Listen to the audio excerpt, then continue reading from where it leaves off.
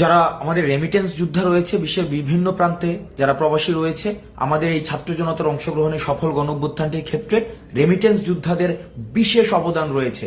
আমরা দেখেছি রেমিটেন্স যোদ্ধারা আমাদের সমন্বয়কদেরকে যখন বিভিন্ন আইনশৃঙ্খলা রক্ষাকারী বাহিনী ধরে নিয়ে যায়, তখন তারা স্বপ্রণোদিতভাবে রেমিটেন্স শাটডাউন কর্মসূচি পালন করে, যেটি ছাত্র জনতার, ছাত্র নাগরিকের অংশগ্রহণে গণঅভ্যুত্থানটি সফল করার ক্ষেত্রে বিশেষ ভূমিকা পালন করে। এই কয়েকদিনে আমরা দেখেছি যে বিভিন্ন প্রবাসী বা রেমিটেন্স যোদ্ধা আমাদের সাথে বিভিন্নভাবে যোগাযোগ করতে চেষ্টা করেছে এবং তারা তাদের বিভিন্ন দাবি আমাদের কাছে পৌঁছাতে চেষ্টা করেছে। আমরা প্রত্যেকটি দাবিকে বিশেষভাবে গুরুত্ব দিচ্ছি এবং বিশেষ করে কিছু দাবি আমাদের নজরে এসেছে। আমি এর মধ্যে কিছু দাবি নিয়ে কথা বলবো। এর মধ্যে প্রথম একটি দফা দাবি, যেটি আমাকে ব্যক্তিগতভাবে মানসিকভাবে বেশ তাড়িত করেছে, যেখানে তারা বলেছে বিদেশে যখন কোনো রেমিটেন্স যোদ্ধা মারা যায়, তার লাশটি যখন দেশে নিয়ে আসতে হয় তখন তাকে একটা ফি দিতে হয়।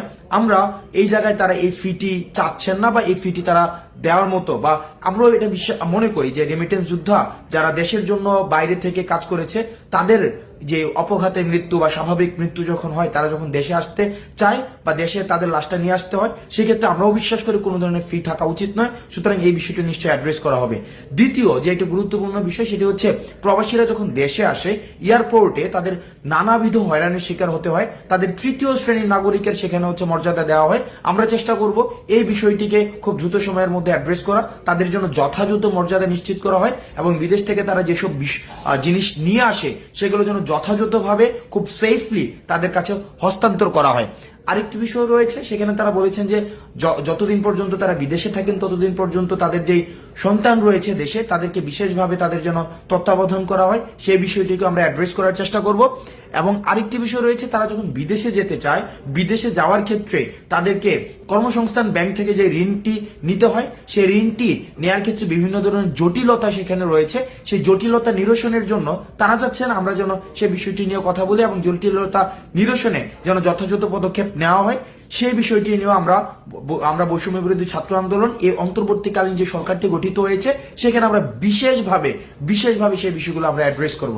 এখন বর্তমানে যারা রেমিটেন্স যোদ্ধা বিশ্বের বিভিন্ন প্রান্তে রয়েছেন, আমরা আহ্বান জানাবো আপনাদের কাছে, বাংলাদেশ যে অন্তর্বর্তীকালীন সরকার গঠিত হয়েছে, সেই সরকারের হাতকে শক্তিশালী করার জন্য এবং আমরা যেই বৈষম্যহীন বাংলাদেশের স্বপ্ন আমরা দেখেছি, সেই স্বপ্নকে প্রভাবিত করার জন্য, সেই স্বপ্নকে গতিশীল করার জন্য এবং সেই স্বপ্নকে বাস্তবায়ন করার জন্য আমরা বিশ্বাস করি রেমিটেন্স যোদ্ধাদের সহায়তা ছাড়া সেটি কখনোই সম্ভব না।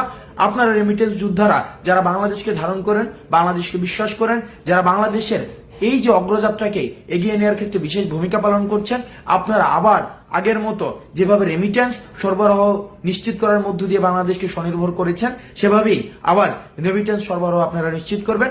আমরা এই অন্তর্বর্তীকালীন সরকারে আমাদের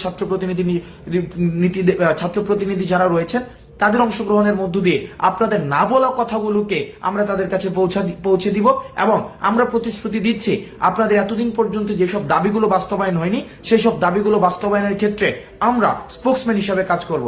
আপনারা বিশ্বের যে প্রান্তে থেকে বাংলাদেশকে প্রতিনিধিত্ব করছেন, আপনাদের সবাইকে সালাম জানাচ্ছি।